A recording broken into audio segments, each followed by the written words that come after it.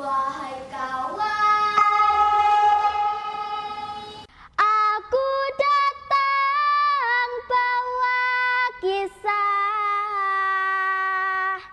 Joko Segero Anteng, cerita di tanah Jawa, warisan budaya, kisah pusaka leluhur, Gunung Batok, Kawah Bromo.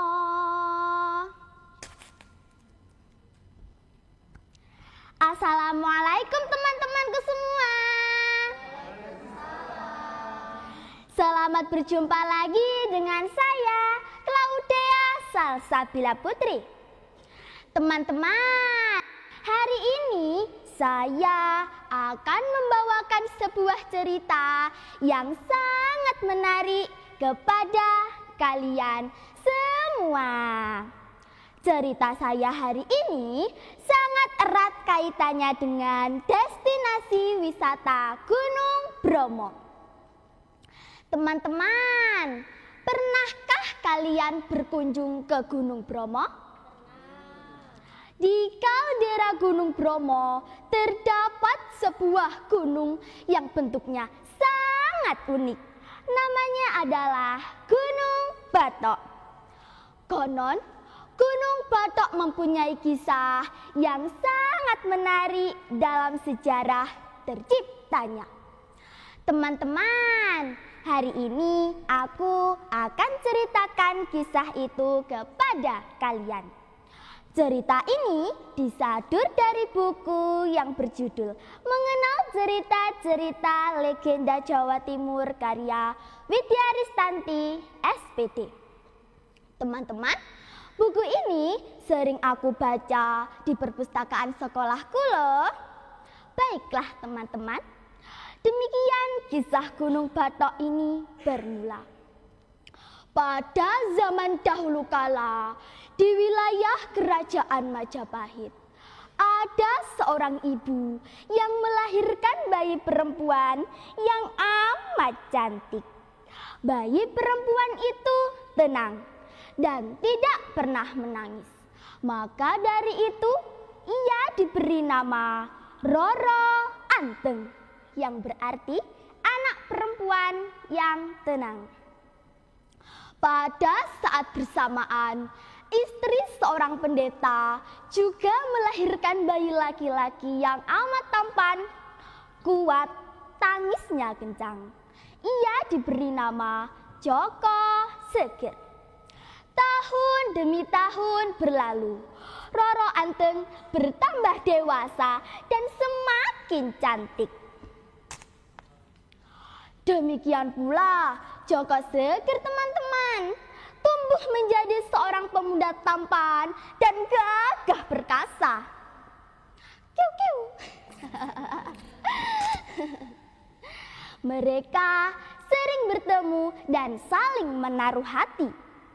Namun teman-teman, ternyata banyak pemuda yang ingin mempersunting Roro Anteng dan banyak pula para gadis yang naksir Joko Seger. Namun cinta keduanya tidak pernah goyah. Mereka berjanji tidak mau dipisahkan oleh siapapun. Pada suatu hari, datanglah seorang perampok sakti yang ingin meminang Roro Anteng. Perampok sakti itu pun berkata, "Wahai Roro Anteng, jadilah istriku. Alangkah bahagianya hatiku bila dirimu yang sangat cantik menjadi istriku. Bagaimana Roro Anteng? Kau tentu mau menerima lelaki gagah dan berilmu tinggi sepertiku ini, bukan?" Melihat kebengisan perampok tersebut, Roro Anteng sangat ketakutan. Ia tidak berani menolak pinangan perampok itu. karena perampok itu sangat sakti dan kejam. Roro Anteng lalu mencari akal. Akhirnya ia menemukan ide. Ia berniat membuat suatu permintaan yang mustahil untuk dipenuhi oleh perampok itu. Dengan harapan perampok tersebut mundur dan mengurungkan niatnya untuk meminang Roro Anteng. Roro Anteng pun berkata, "Aku bersedia menjadi istrimu, asal kau dapat membuatkan sebuah lautan di puncak Gunung Bromo dan harus selesai dalam 1 malam untukku." Kawan-kawan, tak disangka ternyata perampok sakti itu menyanggupi permintaan Roro Anteng. Perampok sakti itu pun berkata, "Hahaha, jadi itu syaratnya Roro Anteng? Baiklah kalau itu maumu. Dengan kesaktianku, aku akan mewujudkan permintaanmu. Tunggulah dengan tenang. Besok akan kupersembahkan sebuah lautan di puncak Gunung Bromo kepadamu." Hahaha. Perampok sakti itu pun segera meninggalkan Roro Anteng menuju puncak Gunung Bromo. Sesampainya di puncak gunung, dia mengerahkan kesaktiannya dan berubah menjadi raksasa menakutkan. Ia segera mengeruk dengan sebuah tempurung kelapa. Kruk, kruk, kruk. Sebelum fajar menyingsing dan sebelum ayam jantan berkokok, lautan itu hampir jadi.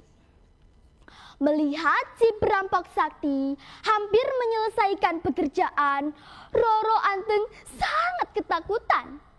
Lalu ia memanggil para biung emban untuk bertindak. Dia memerintahkan untuk memukul lesung bertalu-talu. Dung, dung, dung, dung. Dan membakar jerami serta alang-alang sehingga seolah pagi telah datang. Dengan cepat tumpukan ilalang kering menyala besar. Kukuruyuk, kukuruyuk. Suara ayam jantan berkokok bersahut-sahutan karena disangka pagi telah datang. Perampok sakti tersentak melihat fajar telah datang dan ayam jantan berkokok bersahut-sahutan. Seketika kesaktiannya lenyap dan berubah wujud kembali menjadi seorang manusia. Hatinya kesal dan kecewa. Ada apa ini? Mengapa fajar cepat sekali terbit? Sungguh tak masuk akal. Roro Anteng pasti telah melakukan sesuatu untuk menggagalkan niatku. Perampok sakti tersebut sangat marah. Ia merasa diberdaya oleh Roro Anteng.